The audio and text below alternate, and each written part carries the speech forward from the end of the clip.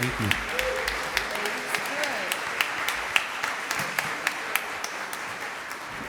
Thank you, Dre, and our music ministry. And how many of you are feeling alive? I think that really, that sums it up, but I do have some other words to share with you. But that really does sum it up, right? Like, it's about us coming alive. How are we in the experience of life showing up from the place of divine life, who we are, the truth of our being? And I'm just so grateful that we get to experience today together. I'm also a little bit excited because it's been a few years since Reverend Chris, our past senior minister, retired. And when he retired, he left me a gift. And I thought I wanted to give a little time before really living this gift and sharing this gift with all of you. But I know from past Easters that some of you have been waiting for it. Some of you have been asking for it. And so with enough time having passed, I think I am ready to share this gift with you now. You ready? Yes. How many of you are a little nervous? That was a little bit more than I was expecting, actually. But you may remember that just a few years back, there was the great overpopulation of the squirrels in the city of Miami. Some of you remember that, don't you? And all of a sudden, all these squirrels were showing up to all of these spiritual communities and places of worship, and nobody knew what to do. And so we all gathered together as faith leaders and trying to figure out what to do. And well, the Presbyterian church down the street, they called a meeting together, and they prayed and they discerned, listen, this must be God's intention. There's nothing that should come in the way of what God is intending for us. So if the squirrels are meant to be at the Presbyterian church and have it all infested and overpopulated here, it just must be the way that we have to allow. So that was it. Then down the street at a Lutheran church, they decided that, well, no, it's not God's plan for the squirrels to be here, but we don't want to harm them. They are God's creatures. So they put out some very nicely humane traps and trapped them and took them down the street. But lo and behold, the next week, they all came back, right, and infested and overpopulated the Lutheran church again. Now, here's one that you may not have heard about, because the Episcopalians actually tried a little bit of a unique path. They actually put out some bowls with some whiskey in it, thinking that would actually harm the squirrels and they would run away. They sorely came to figure out the kind of damage that drunk squirrels could do in a spiritual community. But Unity on the Bay, we came up with a very creative strategy. You know what we did? We blessed each of those squirrels and we made them members, and now we only see those squirrels on Christmas and Easter. The joke is back, everyone.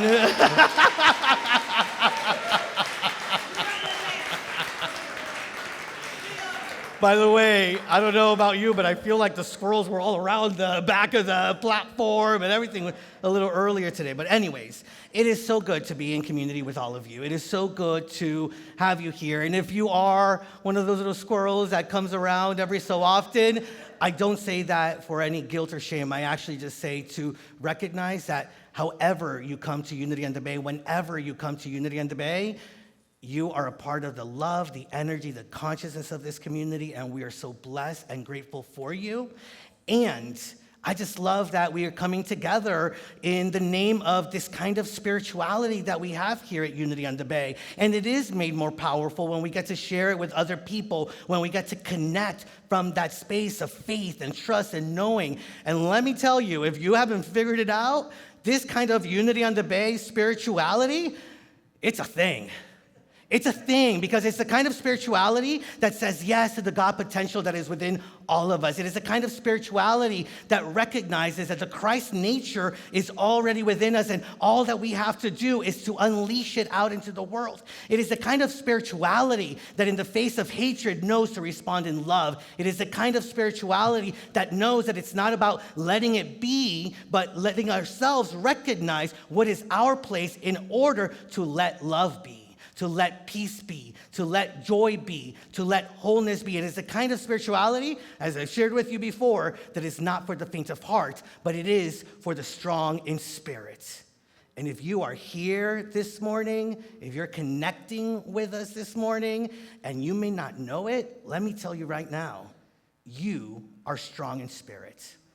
That's why we found ourselves with each other. That's why we find ourselves here today. And that is why I believe that something within us is already open to what is at hand. It is already open to not only celebrating the risen Christ and celebrating that which Jesus came to model for us, but celebrating who we get to be out in the world and who we get to be in community and in connection with each other. And so I thank you for that sacred yes that was implanted in you and the sacred yes that followed the guidance to be here. I say thank you for allowing Unity on the Bay to be a powerful community of love and of faith. I say thank you that we get to celebrate the resurrection, that we get to celebrate who we allow ourselves to be as we recognize that the Easter story, guess what? It is our story. And so this moment is sacred and this moment is powerful to the degree in which each and every one of us allows it to be. So the question is, after we have this fun time together and after we come together in community, to what degree are you willing to live your own Christ nature? How willing are you to rise up to the consciousness that I believe we're being asked to live into more fully in this day and time? Today is not just about Jesus' resurrection. And by the way, when I put that in my notes, I was like, am I really going to say just Jesus' resurrection? Because, I mean, it was a big deal, right? And it is a big deal. And it is a big deal for us because we are in the work, we are in the essence, and we are all about recognizing that Christ, he's not risen today. Christ has been risen. The miracle already took place. 2,000 years ago, Jesus Christ came to model who we were able to be and how we were able to show up in life. And so our Christ nature does not need to be reborn. Who we are needs to rise up to meet our Christ nature. Who we are needs to rise up to meet the very consciousness and the essence of God so that in that elevated consciousness and in that elevated vibration, in that elevated state of being, we are able to be Christ in the world in greater and fuller ways. And we need, and I'm telling you here, we need, I need, you need, we need to rise into our Christ. It is up to us to rise into our faith, to rise up in trust, because our God is big. Say amen if you know God to be a big God. Oh, no, you got to say it as big as God is in your mind. Say amen if you know God to be a big God. Amen. All right, okay. But yes, God is big. And here's the kicker. Here's the beauty of it. The more that we recognize just how big we are, and the more that we step into what Jesus came to show us, and as he said so powerfully and beautifully and reminds us that we are able to do the same, he came back and he said, the Father and I are one. So it's not just about God being a big God. It's that we get to be big we's. That we get to be big in the world. And that together, as we recognize that there is nothing that separates us from our big God, then we can do big things. How many of us have allowed ourselves to dream big, but sit back? Right? And, I'm part of that too. I sometimes just sit back, and I have to tell you, the more and more that I think of it, and the more and more that I pray on it, and the more and more I go into the silence, because first and foremost, we go within to recognize the bigness of God and to recognize who we get to be in relationship to that. But the more that I do that, the more that I am being told, wonderful, great, you're centered. Now what are you going to do with it? Now, who are you going to be as a result of it? And so Jesus, when he said the Father and I are one, I do believe that it was that Christ nature that allowed him to do it, but I also don't get it twisted or wrong. Jesus, the human, had that revelation. And we, the human part of us, can have that revelation also. And we can come to recognize that it is beautiful to be human. It is beautiful to be divine. And the more that we recognize it and the more that we live it, we get to be beautifully in the world as divine humans. I love that we are not only about humanity inspired to its divinity, as our vision statement is, but we are humanity inspired by our divinity. Get that? We are inspired by what is already within us. And our God is big. Say to somebody, say to the person next to you, our God is a big God. Now say it to the other side. Our God is big enough to hold our joys, to hold our sorrows, to hold our dreams, to hold our rebirth. Big enough to cast a vision for who we get to be in the world and put that vision within our hearts, within our minds, within our very being. And big enough, patient enough to wait until we wake up to it and start living it boldly and strongly and with the essence and the presence of what we are made of.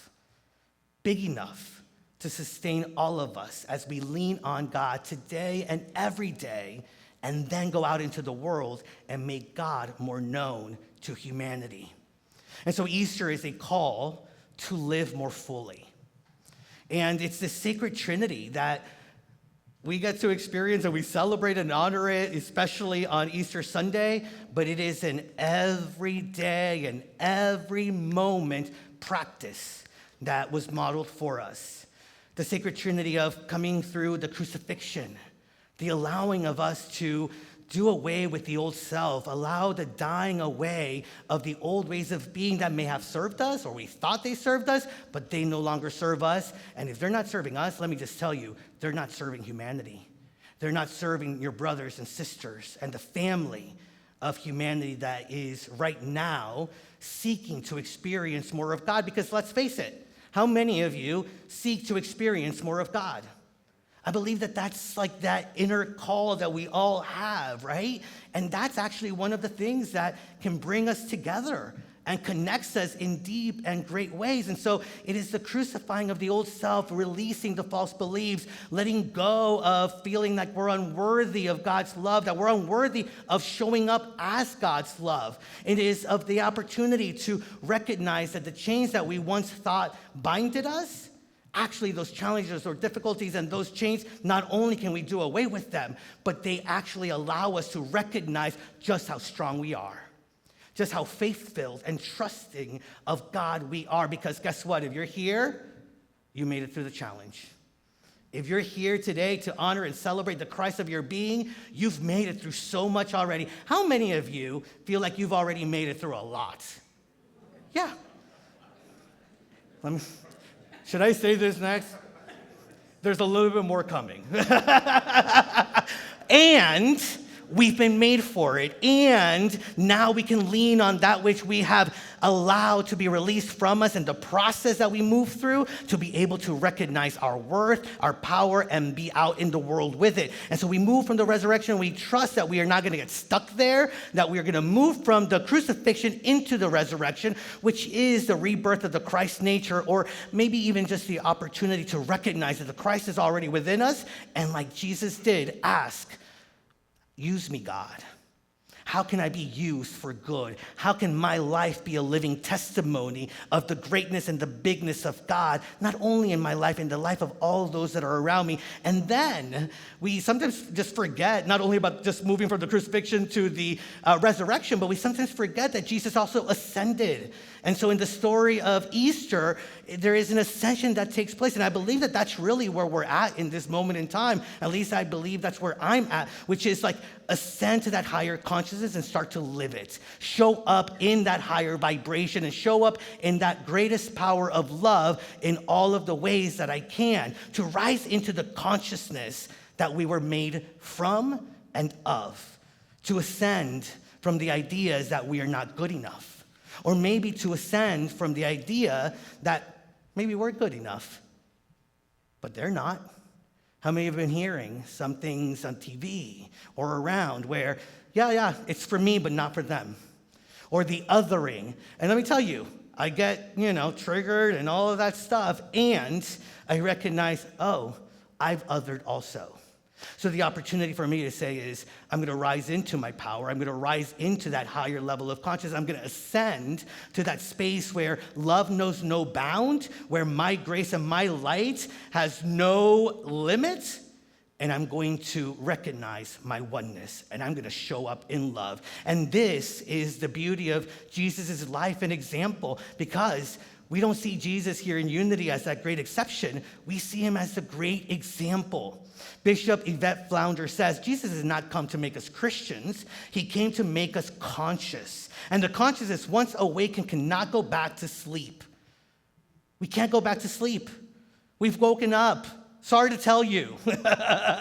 We've woken up to our truth. Now it's up to us to start to live it. And the things that were or the way that things are, my God, they have nothing with the way that things can be when we say yes, that sacred yes to God. And so whether you see Jesus as your master teacher, whether you see Jesus as an elder brother, or you see Jesus as a really holy dude that came up and showed up, his story is our story, and the miracles that he performed show us of the potential for miracles that is within us.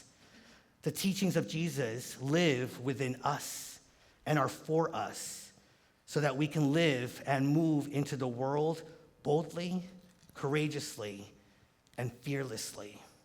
And so that is why I believe he is risen, and we celebrate and honor that risen Christ so that we can see how big God is and that nothing can keep us down, that nothing is greater than the power of God in us and in our lives, and that we get to be courageous out in the world and we get to embrace our destiny. It is easy to worship Jesus, is it not? But it is a whole other thing to live like Jesus. It is so challenging that I'll tell you, and it's true, I am experiencing where I see that people get it wrong, people get it twisted, and there are people that it's so challenging to understand where we are headed and the things that are within us and how worthy we are, that there are some harmful and weird things going on in the name of Jesus, in the name of Christ, in the name of God. The rise of Christian nationalism. How challenging of a message that sometimes we forget that his message was about welcoming the stranger. Welcoming the stranger, asking the stranger to show up and ask the stranger, how can I be God to you? How can I be Jesus? How can I be like Jesus for you? That we are to love one another and support people in loving each other rather than trying to separate each other. That we get to choose love over money or ego. That we get to give drink to those who are thirsty. That we get to give food to the poor and those that are hungry. That we get to question authority like Jesus did when we are being told that those people aren't worthy of it. Those people are different than you, that you have to be scared of them, that you have to other them, that some people are being dehumanized, that we get to say, wait a minute, no, the Christ in me knows better. The Christ in me is asking me to show up, and I can face these things through the power of God within me in courage and in grace. And so it is challenging to remember all that Jesus came to show us, but today we remember. Today, we recognize that it is already within our heart, that it is already written in our hearts, and that faith is more about what we believe in. Faith is about the way in which we live. And so it is time for us to rise up and live boldly in faith. And the beauty is that God is so big, that it's so vast and so deep, and it's so ready that it props us up to be able to do this if we are willing to lean on that. And we are willing to lean on Christ in us, the hope of glory, as it is said in Colossians. But see, Christ in us, the hope of glory, tells me this: hope doesn't get outsourced. It's not about finding hope on the TV. It's not about finding hope at the White House or in anything external. It's about the hope that we find inside of us. How willing are we able to, in the midst of our challenges and the difficulties that we may be facing individually or collectively, can we say, I hold on to hope, I hold on to faith, because that is the power of God within me, and be able to then live from that place of hope and then allow our lives to give other people a vision of what hope looks like, a vision of what faith and love feels like. Last year, I gave you an affirmation that said, my life is my message, my light is my testimony. And yes, your life is your message, and the world, let me tell you, if somebody hasn't told you recently, the world is better because of the message that each one of us brings to it. Each one of us brings a message of faith, of hope, of awareness, of intention to what we do. And the world is better for it. And it's not just our testimony, it is our destiny. And that is what I invite you into. See, your message isn't over, it is just beginning. And today is the day where it comes full circle for us, where it becomes so ingrained in us of the power that we have that there is nothing that can keep us from sharing that power, sharing the God's grace that is within us with all of the people around us. Today is the day that we are dawning into a new way of being. And it is time for us to rise up and set ourselves free. Now, one of the things that I love about the story of Jesus' resurrection is when the women want to go anoint Jesus as he is in the tomb. And they say to themselves, well, all right, well, we have this intention. We're going to go, anoint Jesus. And who's going to roll away the stone, right? But guess what? All they needed was the intention and the willingness, because they went up to the tomb. And as they went to the tomb, all of a sudden they realized the stone had already been moved for them. And so how willing are you to have the intention and the openness to live in this way of courage and boldness? And the moment that you are truly willing, that we are truly willing, our big God takes care of the rest. So whatever your challenge, whatever things may be standing in your way, know that our God is big, and know that the power of Christ in us, that when we surrender to it, it does big things through us. And the tomb we share with you, it's almost like a womb, right? And we've shared with you before that it feels like a womb. It's a place of formation. It's a place of silence, a place of surrender. It is a place where spirit really shapes us so that we can rise up. And it is time for us to rise up. You know what happens when we get too big for the womb? It pushes us out. So maybe we've been pushed out to live more courageously and to live more free with the very essence of the Christ that we are. It didn't feel good. It may not be feeling good, but we're on the journey and we're being pushed out. Our Christ nature is being pushed out into the world as a blessing and as a miracle. It is time to get uncomfortable with the safety of God, with the power of God. And so rise up. Light does not have to struggle over the darkness, it simply has to be. As Richard Rohr, the Catholic mystic, says, the resurrection is saying that the final word is not death, but life, not hate, but love, not falsehood, but truth. And when we remember that God's light is in us constantly, we must be willing to welcome it, to embrace it, and shine it forth, to truly embody it in great and big ways. Jesus didn't come to tell us that we were absolved of original sin or even to absolve us of original sin. Jesus came to show us that we were the original blessing.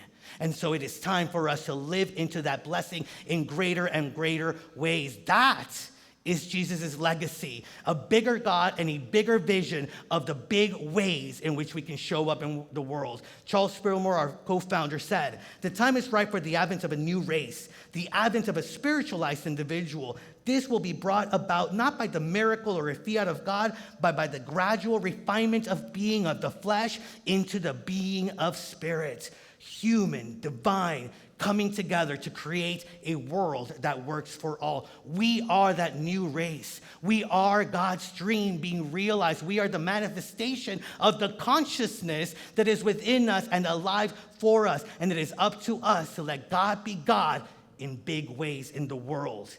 Jesus didn't just rise up and disappear. He came back. And he said to his apostles, go therefore and make disciples of all nations, teaching them to obey everything that I have commanded you. I don't think it's about religious conversion. I think it's about consciousness elevation. It is about inviting all of us to elevate our vibration and consciousness into a new way of being. And so it is for us to go out and share the truth, share the good news, share the light that we are awakening to, and be the light that ignites others to know their truth. And now is our time.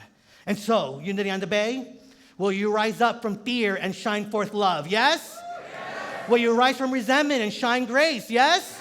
Will you rise up from division and shine unity? Yes. Well, I told you, the time for sitting back with it is done. So if you really want to rise up, rise up. Because today we rise up in the face of senseless gun violence.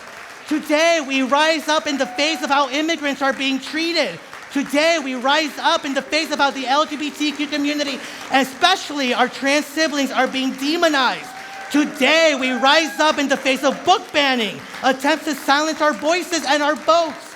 Today, we rise up in the face of othering. Today, we rise up in the face of separation, in the face of division, in the face of what feels like hate. And we rise up in truth. We rise up in love. We rise up to shine our light. And when we rise up, humanity rises up. And when we rise up, miracles take place. And when we rise up, salvation is here. And so, Unity on the Bay, I just want you to share this affirmation and speak this affirmation for all to hear, especially yourself. Together, Christ is risen, I rise up. My God is big, my light is bright, I rise up. Namaste, amen, and let us get going. Oh yeah, and period.